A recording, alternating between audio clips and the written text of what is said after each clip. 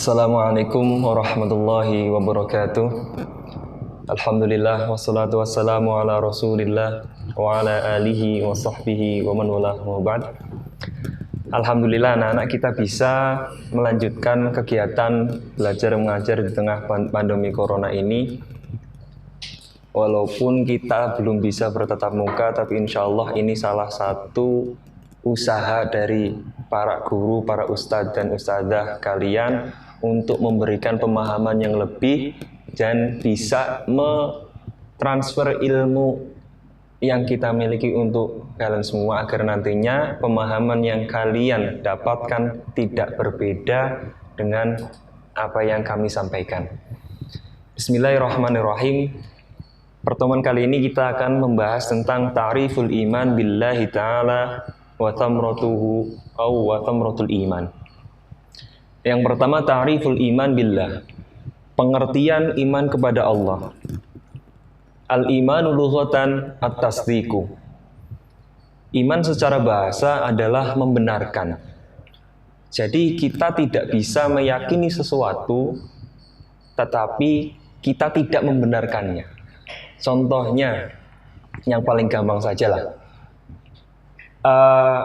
Kita meyakini bahwasanya bakso itu enak, tetapi kita belum benar-benar meyakini hal itu. Karena apa? Mungkin karena kita belum pernah memakannya. Cuma karena dengar-dengar, bakso itu enak loh. Itu belum merupakan keyakinan yang sebenarnya. Ketika kita yakin, berarti kita sudah benar-benar membenarkan bahwasanya bakso itu memang enak. Itu namanya at-tasdiq, membenarkan. Misalkan Ustadz Arif ganteng. Hal ini akan menjadi keyakinan kalian ketika kalian membenarkan bahwasanya Ustadz Arif itu memang ganteng. Itu namanya at-tasdiq, membenarkan. Kemudian secara istilah, al-imanu fi syar'i aw syar'an i'tiqadun bil qalbi wa 'amalun bil jawarihi wa qaulun bil lisani. Ustaz ulangi, i'tiqadun bil qalbi wa qaulun bil lisani wa 'amalun bil jawarih. Meyakini dengan hati, mengucapkannya dengan lisan, dan mengamalkannya dengan anggota badan atau anggota tubuh. Kita tidak bisa atau tidak bisa dikatakan iman kepada Allah ketika kita tidak meyakininya di dalam hati bahwasanya tiada Tuhan selain Allah. Ketika kita sudah meyakini bahwasanya Allah itu memang Tuhan kita, kemudian step ataupun langkah yang kedua adalah mengucapkannya dengan lisan. Mengucapkannya dengan lisan itu dengan apa? Dengan kalimat syahadatain. Asyhadu an la ilaha illallah wa asyhadu anna Muhammadan abduhu wa rasuluh. Itu langkah yang kedua. Dan iman ini akan menjadi satu kesatuan yang utuh ketika kita mengamalkannya dengan anggota tubuh atau anggota badan kita. Allah Subhanahu wa taala memerintahkan kita untuk menjalankan salat. Wa aqimus shalah. Dirikanlah salat. Ketika kita meyakini bahwasanya Allah itu memang Tuhan kita dengan keyakinan yang muncul di dalam hati, kemudian mengucapkannya dengan dua kalimat syahadat dengan bersaksi bahwasanya Allah adalah Tuhan dan Nabi Muhammad SAW adalah utusannya. Kemudian yang ketiga adalah menjalankan perintah dan larangan Allah dan Rasulullah SAW. Ketika Allah memerintahkan kita untuk menjalankan sholat, maka kita menjalankan sholat. Ketika Allah memerintahkan kita untuk berpuasa di bulan Ramadan, maka kita juga harus berpuasa di bulan Ramadan. Ini namanya iman. Jadi tidak bisa dikatakan iman yang sempurna ataupun yang seutuhnya ketika kita hanya meyakininya di dalam hati. Nggak bisa. Misalkan saya iman kepada Allah, tapi kita nggak pernah sholat. Tapi kita nggak pernah puasa, kita nggak mau zakat, dan lain sebagainya. Itu namanya bukan iman yang sempurna. Atau kalau dalam corone orang Jawa itu cuma hanya ada di mulut. iman yang sebenarnya atau keyakinan yang sebenarnya itu harus memenuhi 3 fase. Yang pertama meyakininya dengan hati, kemudian yang kedua mengucapkannya dengan lisan, dan yang terakhir adalah mengamalkan keyakinan tersebut. Ketika Allah memerintahkan kita untuk sholat, dan berarti kita menjalankan sholat. Ketika Allah melarang kita untuk minum khamr, kita juga menjauhi perbuatan minum khamr. Itu ta'riful iman billahi ta'ala, pengertian iman kepada Allah subhanahu wa ta'ala. Kemudian yang kedua, samratul iman. Ketika kita sudah benar-benar beriman kepada Allah ta'ala, nanti akan muncul, akan timbul benih-benih ataupun buah manfaat yang bisa kita peroleh dari iman kepada Allah tersebut. Lil imani billahi ta'ala samratun jalilah wa fawaidatu jammah wa fadailu katsiratun. Iman kepada Allah itu memiliki banyak manfaat, memiliki banyak faidah dan keutamaan-keutamaan. Keutamaan ini banyak sekali. Kalau misalkan saya sebutkan satu persatu itu mungkin tidak cukup waktunya untuk menjelaskannya. Tetapi di sini ada beberapa poin yang mungkin bisa membantu kita untuk memahaminya. Yang pertama adalah al-imanu billahi ta'ala ta'atun lillahi azza wa jalla. Manfaat ataupun bekas yang muncul, yang timbul ketika kita iman kepada Allah adalah yang pertama ta'atun lillah. Munculnya rasa tunduk kepada Allah Ta'ala. Orang meyakini bahwasannya bakso itu enak, maka dia akan memakannya. Itu secara logika seperti itu. Kalau misalkan yakin, oh soto babat itu enak, maka dia ingin memakannya. Begitu pula ketika kita meyakini bahwasanya Allah Subhanahu wa Ta'ala adalah Tuhan kita, maka kita akan muncul atau timbul ketundukan, tunduk kepada Allah Subhanahu wa Ta'ala. Ini bicara tentang logika. Kalau kita meyakini bahwasanya Allah Subhanahu wa Ta'ala adalah Tuhan kita, tetapi kita nggak mau tunduk kepada Allah, berarti itu belum, iman kita itu belum membekas dalam hati, belum membekas di dalam diri kita. Orang ketika beriman kepada Allah pasti akan muncul, akan timbul jiwa-jiwa ketaatan kepada Allah Subhanahu wa Ta'ala. Dengan apa? Taat ini dengan apa? Dengan menjalankan perintahnya dan menjauhi larangan-larangannya. Itu yang paling sederhana. Bentuk ketaatan yang paling sederhana kepada Allah adalah menjalankan perintahnya dan menjauhi larangan-larangannya. Itu manfaat ataupun bekas pengaruh yang muncul dari keimanan kita pada Allah Subhanahu wa Ta'ala.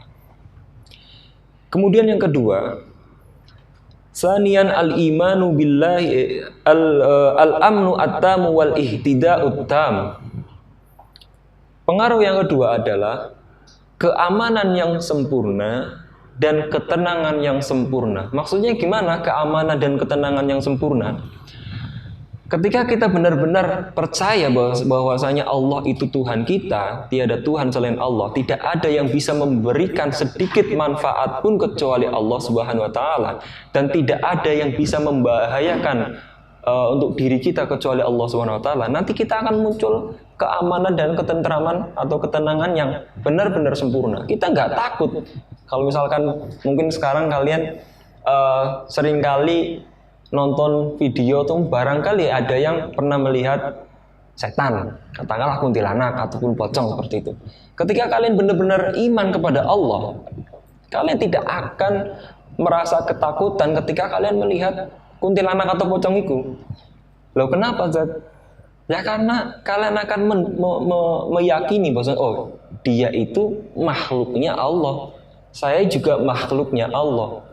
Ketika hati saya itu selalu dikaitkan dengan Allah Subhanahu wa Ta'ala, selalu ingat Allah, tidak ada makhluk satupun yang bisa membahayakan saya kecuali dengan izinnya. Makanya jiwanya, hatinya itu akan tentram, akan tenang. tidak merasa gelisah, tidak merasa ketakutan ataupun memiliki kekhawatiran. Nah, ini yang dimaksud dari al-amnu at-tamu wal ihtida'ut tamu. Dalam Al-Qur'an Allah Subhanahu wa taala berfirman, alladzina amanu wa lam yalbisu imanahum bidzulmin ulaika lahumul amnu wa hum muhtadun. Orang-orang yang beriman dan mereka tidak mencampurkan keimanannya dengan berbuat zalim, maka mereka adalah orang-orang yang mendapatkan keamanan dan ketenangan. Dan orang-orang itu ketika mendapatkan keamanan, otomatis mereka akan menjadi orang-orang yang hidupnya itu penuh dengan ketenangan. Jadi untuk mendapatkan pengaruh atau manfaat ini, kita itu harus selalu menjaga keimanan kita. Di sini ada kata-kata walam yalbisu imanahum bidzulmin. Ketika kita iman kepada Allah dengan tadi meyakininya di dalam hati, kemudian mengucapkannya dengan lisan dan mengamalkannya dengan anggota tubuh atau anggota badan, kita juga tidak boleh mencampurkan ataupun mengotori keimanan kita dengan perbuatan yang tidak baik, dengan perbuatan zalim. Contohnya membuli temannya, ataupun maling, ataupun menyakiti orang lain dan lain sebagainya. Pokoknya perbuatan-perbuatan yang bersifat zalim ataupun perbuatan-perbuatan yang bersifat melanggar larangan ataupun perintah Allah Subhanahu wa taala. Sebagai contoh, ketika kita misalkan kalian ada teman di kelas kalian yang mengambil pulpen temannya. Orang yang mengambil pulpen temannya itu pasti akan merasa gelisah. Soalnya apa? Kalau misalkan ketahuan ustadznya nanti akan dihukum misalkan. Atau ngambil uangnya temannya. Ketika nanti ketahuan bisa dikucilkan, dihukum, dan lain sebagainya. Orang tuanya dipanggil. Hatinya itu pasti nggak akan tentram. Makanya tadi di pertama, di awal itu pengaruh yang kedua itu al-amnu wal ihtida'ut tam, mendapatkan keamanan dan ketenangan yang benar-benar sempurna.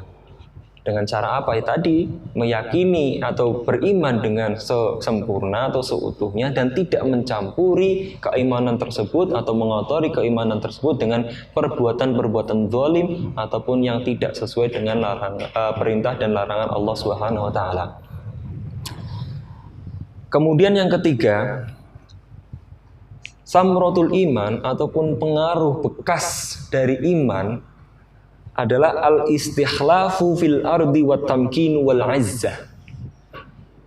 Pengaruh yang ketiga adalah kita mendapatkan ataupun memperoleh kesempatan dari Allah Subhanahu wa taala untuk mengelola bumi, untuk menjadi wakil Allah di bumi ini atau di dunia ini, wat tamkin wal izzah, dan mendapatkan kemuliaan di dalamnya. Orang yang benar-benar beriman, yang benar-benar menjalankan perintah dan menjauhi larangannya Allah, itu pasti dia yang paling sederhana, yang paling gampang dilihat adalah dia akan terkenal baik atau disebut baik oleh orang-orang di sekitarnya. Itu yang paling gampang. Dia akan mendapatkan kemuliaan. Itu kemuliaan yang paling gampang kita lihat. Selain nanti misalkan menduduki posisi ataupun jabatan yang tinggi, entah itu jadi guru agama, entah itu jadi penghulu, entah itu jadi ustadz, entah itu jadi kiai, dan lain sebagainya. Tapi yang paling gampang, kemuliaan yang paling gampang adalah dia menjadi tokoh atau menjadi orang yang terkenal dengan kebaikannya. Masyarakat sekitar, tetangga kalian itu akan menganggap kalian sebagai orang yang baik, orang yang tidak pernah melakukan hal-hal yang tidak terpuji. Makanya di sini salah satu pengaruh ataupun bekas yang timbul, yang muncul dari iman kepada Allah Subhanahu wa taala adalah al-istikhlafu fil ardi wa tamkin wal izzah. Mendapatkan posisi yang baik di dunia ini dan mendapatkan kemuliaan di dunia ini. Kemudian pengaruh atau bekas yang keempat adalah dukhulul jinani wan najatu minan niran. Ini salah satu bonus. Yang berikutnya adalah masuk surga dan selamat dari api neraka. Allah Subhanahu wa taala itu berulang kali berfirman di dalam Al-Qur'an, orang yang benar-benar beriman kepada Allah dan ya'muruna bil ma'rufi wa yanhauna 'anil munkar, memerintahkan atau menyuarakan kebaikan dan selalu membatasi dirinya sendiri untuk berbuat hal-hal yang mungkar, yang tidak baik, itu akan dihadiahi oleh Allah Subhanahu wa taala, akan dijanjikan oleh Allah Subhanahu wa taala masuk ke dalam surganya.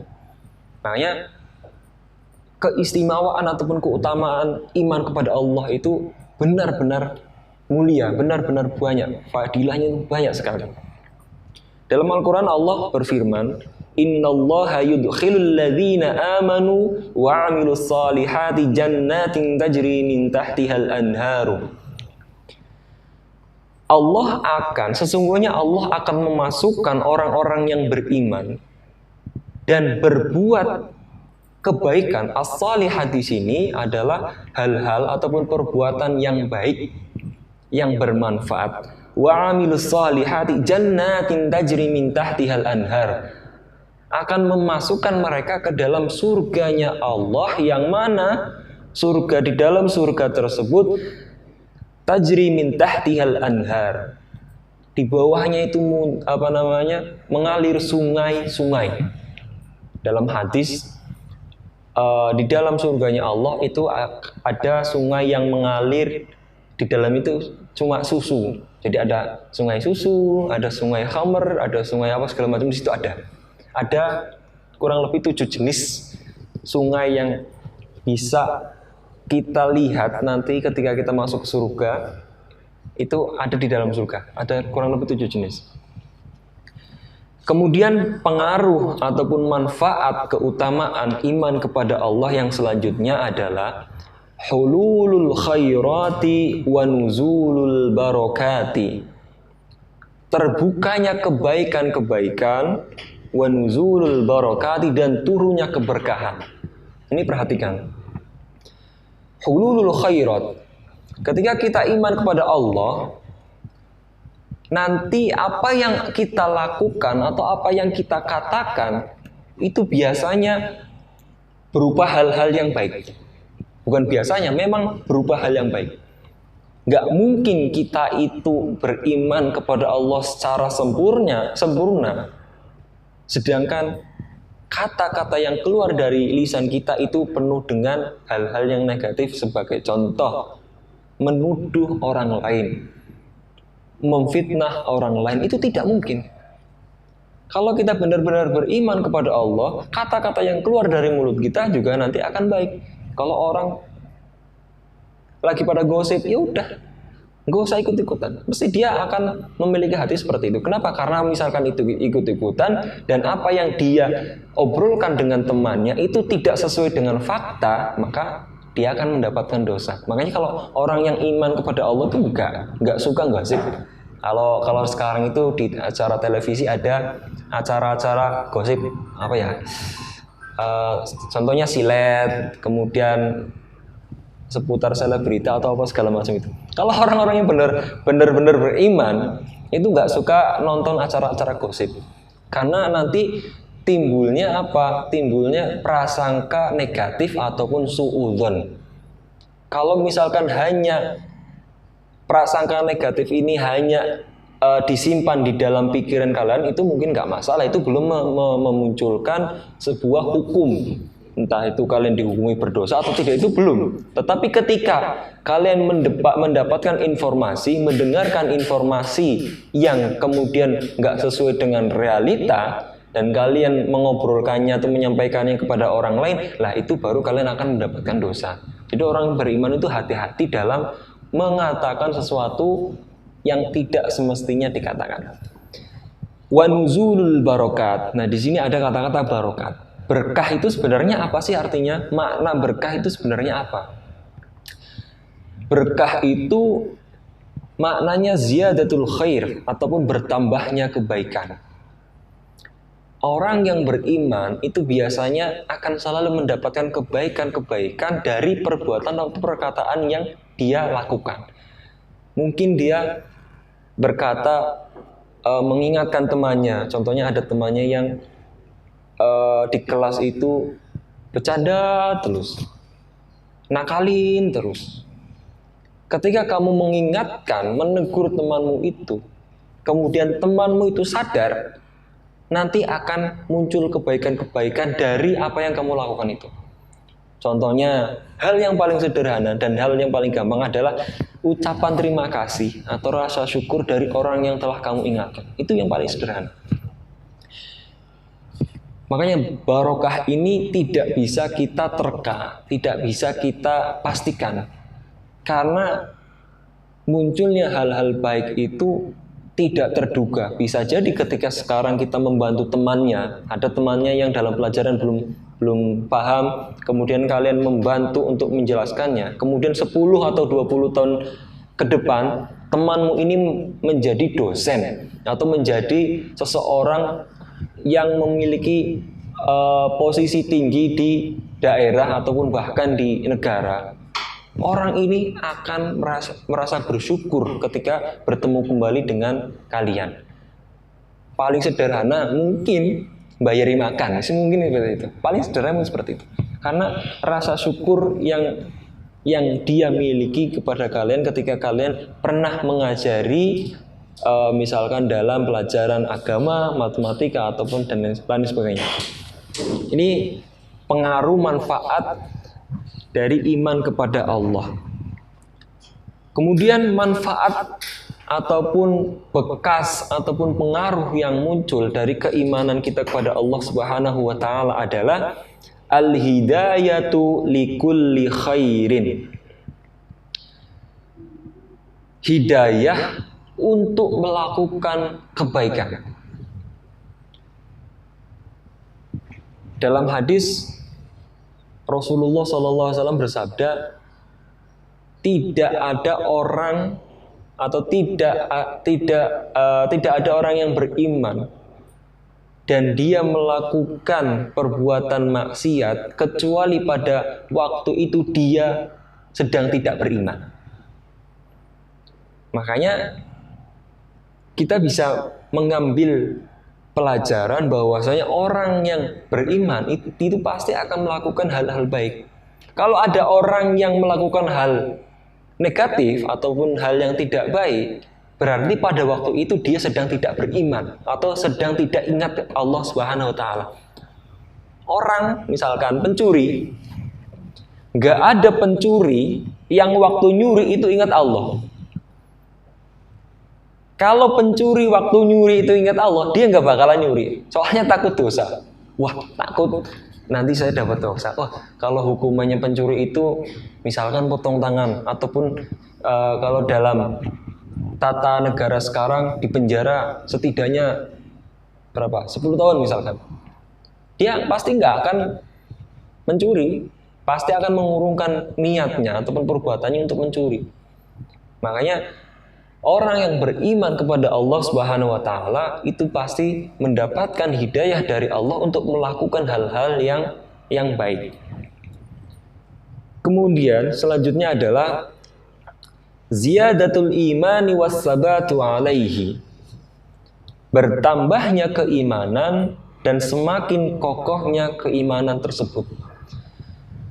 Orang ketika dia meyakini bahwasanya Allah Subhanahu wa taala adalah Tuhan dan Nabi Muhammad SAW adalah utusannya, pasti dia mempunyai dorongan atau keinginan untuk mempelajari, untuk mengerti lebih jauh apa yang Allah ajarkan atau apa yang Rasulullah tuntunkan. Nah, ketika orang yang beriman ini terus menambah keimanannya, terus belajar agama, dengan bertambahnya pengetahuan, dengan bertambahnya ilmu, dia akan merasa hatinya itu semakin kokoh, semakin yakin bahwasanya Allah itu memang benar-benar Tuhan kita. Contoh yang paling sederhana, Allah melarang kita untuk, atau umat Islam, umat Nabi Muhammad, untuk meminum khamr, meminum arak. Karena apa? Karena arak itu bisa memabukkan. Dan faktanya, realitanya, ketika ada orang yang minum minuman keras ataupun khamr, dia pasti akan tidak katakanlah hilang akal. Dia nggak sadar apa yang dia katakan dan apa yang dia lakukan. Secara akal, secara logika, Allah sudah mengatakannya, mewanti-wanti terlebih dahulu. Kenapa Allah bisa mewanti-wanti?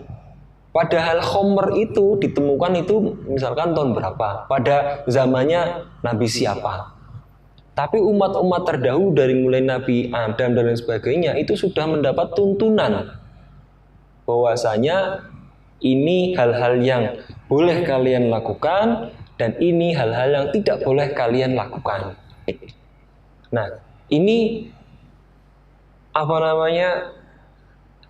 akan menambah keimanan kita.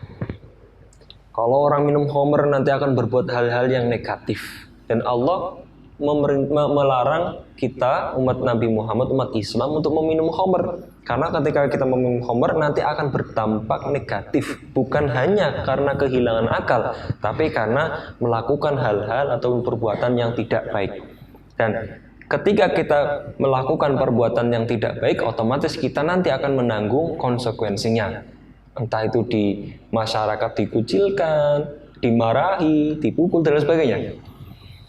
Kemudian yang selanjutnya adalah, dan ini yang terakhir dalam buku paket Akidah kelas 7 SMP Darul Ihsan Muhammadiyah, yaitu as-salamatu minal khasarati fid daraini ad-dunya wal akhirati.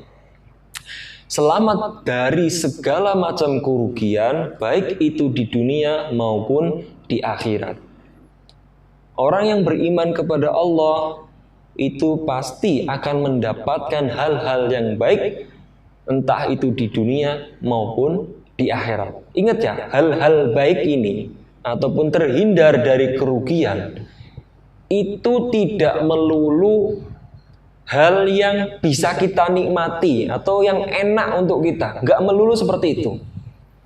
Bisa jadi Allah memberikan sesuatu hal yang menurutmu itu tidak baik, tidak enak, susah, tapi sebenarnya itu baik untuk kalian. Contoh, orang yang diberikan rizki oleh Allah Subhanahu wa Ta'ala hanya cukup untuk makan, misalkan untuk kebutuhan keseharian, tapi untuk beli ini itu belum bisa. Sebenarnya itu Allah memilihkan hal baik untuk dirinya. Cuma terkadang manusia itu, wah, Allah kok nggak eman, nggak baik sama saya. Yang lainnya diberi rizki banyak. Rizki itu nggak cuma uang ya, diberi rizki banyak, entah itu misalkan mobil, motor, rumah yang baik, istri yang soleha, anak yang dan sebagainya. Pokoknya yang berupa rizki lah. Tapi kok saya enggak, rumah saya ya sederhana, motor ya nggak ada, adanya sepeda toh, mobil apa lagi. Sebenarnya itu hal baik untuk kita, cuma kita nggak menyadarinya. Soalnya apa? Ketika Allah memberikan misalkan uang yang banyak, rizki yang banyak untuk orang ini yang sekarang dalam posisi kekurangan lah, katakanlah seperti itu, kekurangan untuk membeli sesuatu hal yang lain selain kebutuhan sehari-hari, itu dia belum mampu. Ketika Allah memberikan kepada orang ini contohnya 1 miliar, jeder, dia itu akan bingung untuk mengelola, untuk mentasarufkan uang ini, untuk mentasarufkan rizki ini. Dan akhirnya apa? Bisa jadi dia menggunakan uang ini untuk melakukan, untuk bertransaksi hal-hal yang negatif, yang tidak baik. Mungkin karena kebanyakan uang, akhirnya dia leha-lehe dan sholatnya tertinggal. Karena kebanyakan uang, dia akhirnya timbul rasa sombong. Karena dia saking banyaknya uang, dia sama keluarga, sama tetangga lupa. Karena yang penting adalah dirinya sendiri. Nah, ini sebenarnya hal baik untuk orang tadi, cuma kebanyakan orang itu nggak menyadarinya. Jadi ketika kita beriman kepada Allah dan kita misalkan mendapat rezeki yang banyak ataupun sedikit, kita akan selalu bersyukur. Oh, alhamdulillah, mungkin Allah memberikan rezeki saya sedikit karena Allah memikirkan saya ke depannya ketika saya diberi rezeki banyak dan saya tidak bisa bersyukur atau tidak pandai bersyukur akan rezeki tersebut. Makanya orang yang beriman itu pasti akan terhindar dari hal-hal yang negatif, dari segala macam kerugian baik di dunia maupun di akhirat, ya karena keimanannya. Dan pasti bersyukur. Orang yang, makanya saya pernah ketemu sama mbah, dia kerjanya masih jadi jualan balon di pinggir jalan. Jadi dia manggul jualannya. Ketika ditanya itu sudah berapa lama, dan ternyata sudah puluhan tahun. Dan jawaban beliau itu sangat menyentuh hati. Kenapa? Karena dia itu ketika ditanya pengen menjadi orang yang kaya atau tidak, jawabannya itu tidak. Mbah ini itu hanya ingin jadi orang yang cukup. Karena apalagi yang dia inginkan, yang penting cukup untuk makan dirinya, keluarganya, untuk memenuhi kebutuhannya, untuk sekolah anaknya dan sebagainya, untuk cukup. Karena dia belum yakin ketika diberikan atau diamanahi rizki atau uang yang banyak oleh Allah Subhanahu wa taala, dia belum yakin bahwasanya dia itu bisa bersyukur atas rizki tersebut dan tidak menjamin dirinya akan selalu ingat kepada Allah Subhanahu wa taala. Takut uang tersebut, rizki tersebut bisa menjadikannya lupa kepada Allah Subhanahu wa taala. Ini sangat menyentuh hati. Dan bapak-bapak ini umurnya udah sekitar 70-an, 73 kalau nggak salah. Itu tahun 2017. Nah, ini orang ketika beriman kepada Allah dengan sempurna, dengan keyakinan, ucapan dan tindakannya, insya Allah nanti akan mendapatkan manfaat ataupun pengaruh baik dari keimanan tersebut, seperti apa yang Ustadz tadi sampaikan. Mungkin itu yang bisa saya sampaikan pada pertemuan kali ini. Insya Allah kalian nanti akan bisa bertatap muka. Kita akan bertatap muka kembali ketika Corona ini sudah mulai menurun, dan kalian sudah kembali ke pondok Dimsa ini. Semoga apa yang Ustadz sampaikan tadi bisa bermanfaat untuk diri Ustadz sendiri dan untuk kalian umumnya.